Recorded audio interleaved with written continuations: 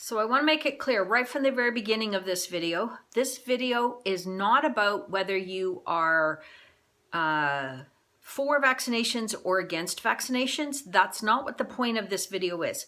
So I'm asking you to listen because I believe that this is a much bigger issue than whether you believe in vaccinations or don't believe in vaccinations.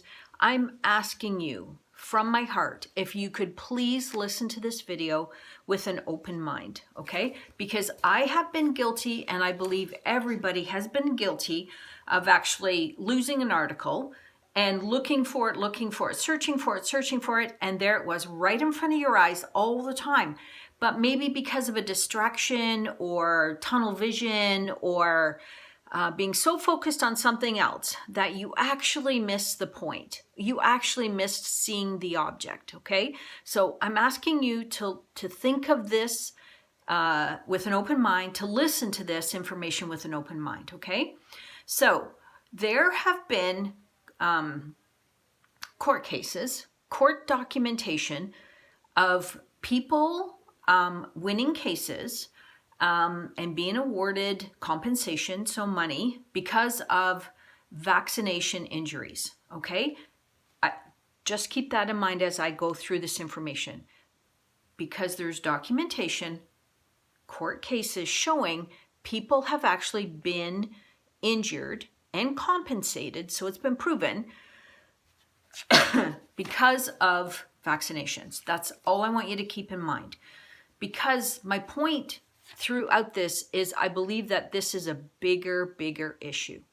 So people that do believe in vaccinations, and with maybe down the road, mandatory vaccinations being talked about and thought about, and talked about quite a lot, okay, by very influential people, that what we all need is mandatory vaccinations.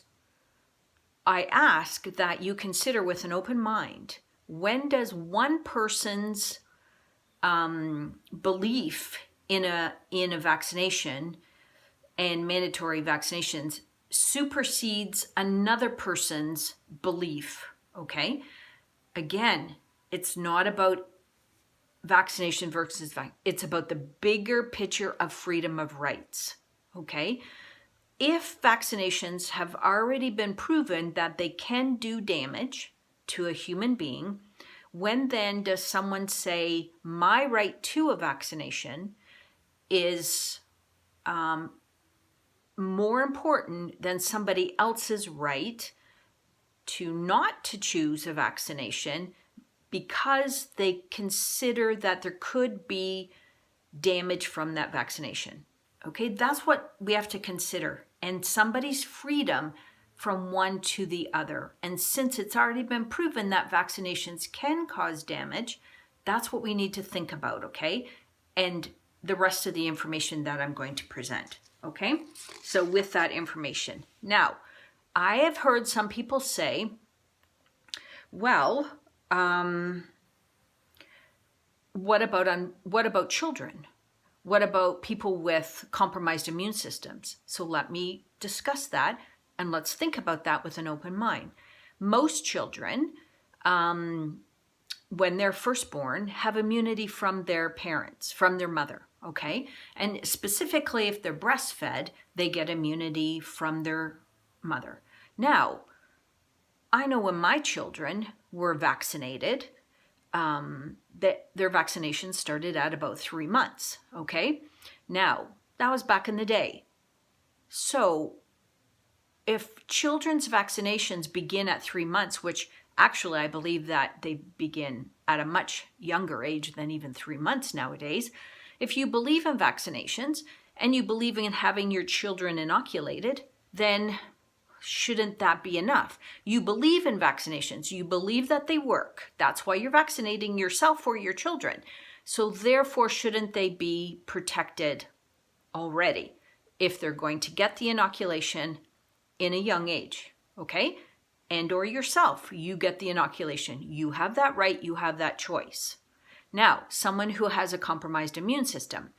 I truly am have compassion for people that have a compromised immune system. But here again, listen to me. I have a friend who has Lyme disease. They have been told not to have a flu shot. Another word for flu shot is flu vaccination. They are told not to have it because they have a compromised immune system.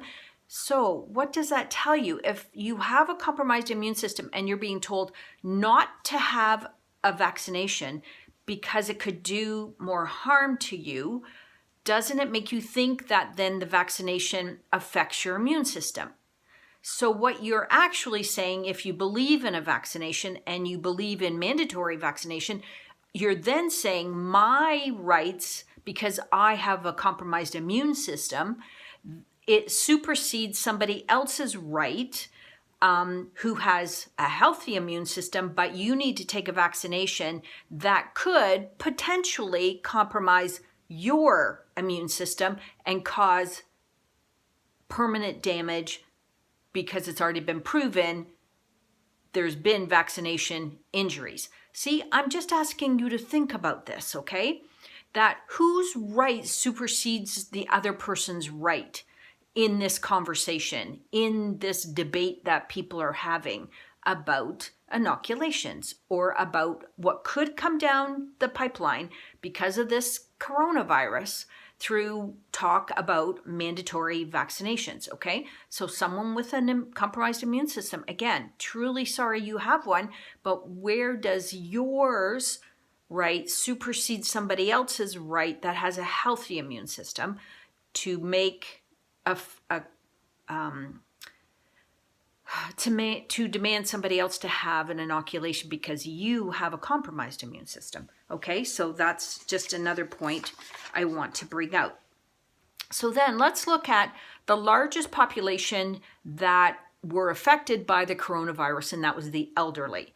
So I have been told by people who have had to put a family member into long-term care that when they put them in long-term care, it is they have to, or it's suggested, depending on what long-term care facility they go into, that they have the flu, some vaccinations. They have to have these vaccinations. It's mandated to them.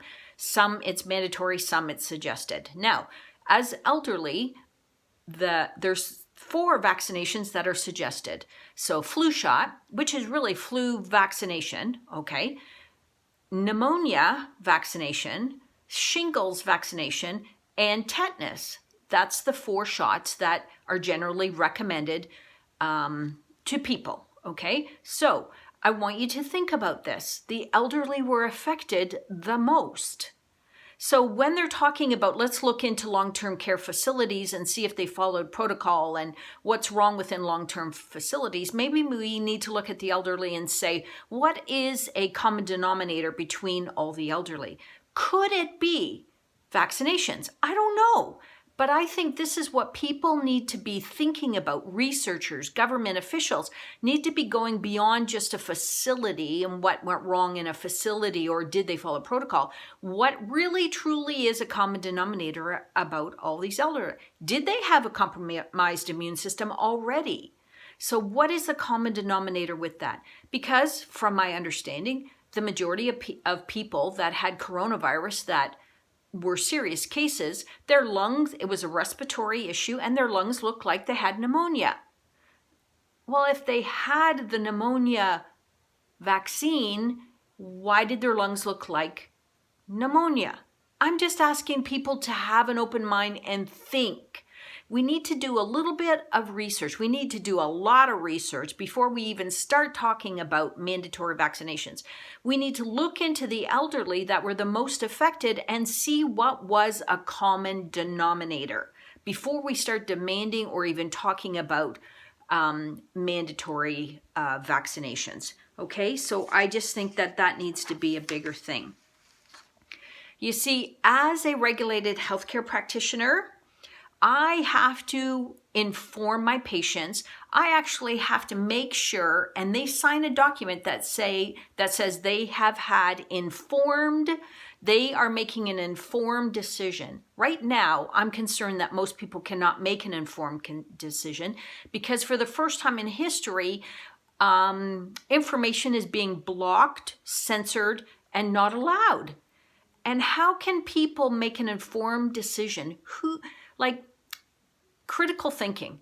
I want to read, I've been to lots of seminars and I've read lots of books, and I may not agree with everything a speaker or an author writes, but I have that decision then to research the information. If both sides of a situation are not being able to be presented to the public through Facebook, YouTube, Google, or any of those things, how can people make an informed decision? That's where my concern really lies. Before in history, there has been times when information has been denied, when books have been burned. That's my bigger concern.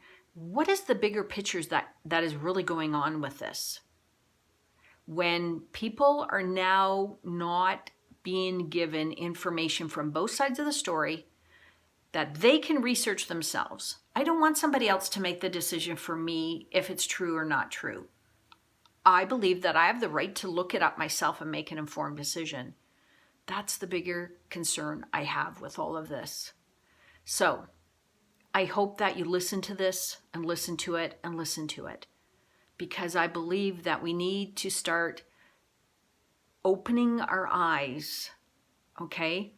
And to not just be tunnel vision. And that's what my hope is with this video. And remember, a happy heart is good medicine. Bye for now.